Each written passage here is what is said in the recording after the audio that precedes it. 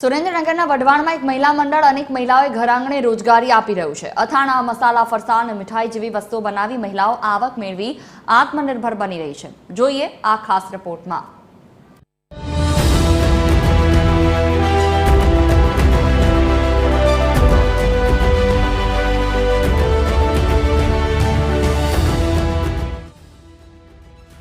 વઢવાણમાં કાર્યરત મહિલા મંડળ સ્થાનિક મહિલાઓને ઘર આંગણે રોજગારી આપીને આત્મનિર્ભર બની રહ્યું છે। શરૂઆત ખાખરા અને અડદના પાપડથી કરનાર આ ગૃહ ઉદ્યોગ આજે અથાણા, મસાલા, ફરસાણ અને અન્ય ઘરગથ્થુ ઉત્પાદનોનું ઉત્પાદન કરે છે। ગુણવત્તાયુક્ત વસ્તુઓ અને વ્યાજબી ભાવના કારણે ઉત્પાદનોની માંગ સતત વધી રહી છે, જેના કારણે અનેક મહિલાઓને નિયમિત આવકનો સ્ત્રોત મળ્યો છે। અહીંયા અમારી સાથે 45 થી 50 જેટલી બહેનો જોડાયેલી છે। અહીંયા અમને દૈનિક 300 થી 400 રૂપિયા સુધીની રોજગારી મળી રહે છે અને આ મંડળ દ્વારા અમને મેડિકલ સહાય, શૈક્ષણિક સહાય પણ મળે છે। આ ગૃહ ઉદ્યોગોમાં વર્ષ દરમિયાન સિઝન મુજબ વિવિધ ઉત્પાદનો બનાવવામાં આવે છે। કેરીની સિઝનમાં હજારો કિલો કેરીમાંથી અલગ અલગ પ્રકારના અથાણા તૈયાર થાય છે, જ્યારે મહિલાઓ ઉત્પાદન સાથે પેકિંગ અને વેચાણની કામગીરી પણ સંભાળે છે।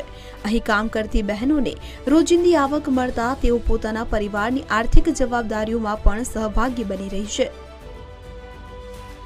કે અથાણા બનાવવામાં પણ બહેનોનો એટલો ઉત્સાહ, એટલી જ એની કામ કરવાની ચીવટ અને ફાવટ, આ બધું જ એની અંદર આ જોડાયેલું છે, તો જ અથાણું સ્વાદિષ્ટ બને। અને આ 4 મહિના દરમિયાન આ કાચી કેરીના અથાણાથી આ સંસ્થાને વર્ષે 20 થી 25 લાખનું ટર્નઓવર મળે છે। કેમ કે અહીંયા અમને ઘર જેવી ચોખ્ખાઈ વાળા, સ્વચ્છતા વાળા અને સ્વાદથી ભરપૂર અથાણા અહીંયા વિવિધ જાતના મળે છે, જેવું કે ગોળ કેરી, ગુંદા, એટલે કાચી કેરીનું ખાટું અથાણું, કેળાનું અથાણું, છુંદો, મુરબ્બો, જે પ્રમાણે અમારે અહીંયા જોઈએ એ પ્રમાણે વ્યાજબી ભાવેથી અહીંયા સરસ મળે છે। એથી 12 થી 13,000 ટનનું તો અહીંયા રોજનું વેચાણ થાય છે, પ્રોડક્શન છે, અને એમાંથી રોજગારી મળે છે બધી બહેનોને। દિવાળીના તહેવારો દરમિયાન ફરસાણ અને મીઠાઈના મોટા પાયે ઉત્પાદનથી લઈને વર્ષભરના વિવિધ ઓર્ડરોથી આ મહિલા મંડળ રોજગારી અને સ્વરોજગારનું સશક્ત માધ્યમ બન્યું છે।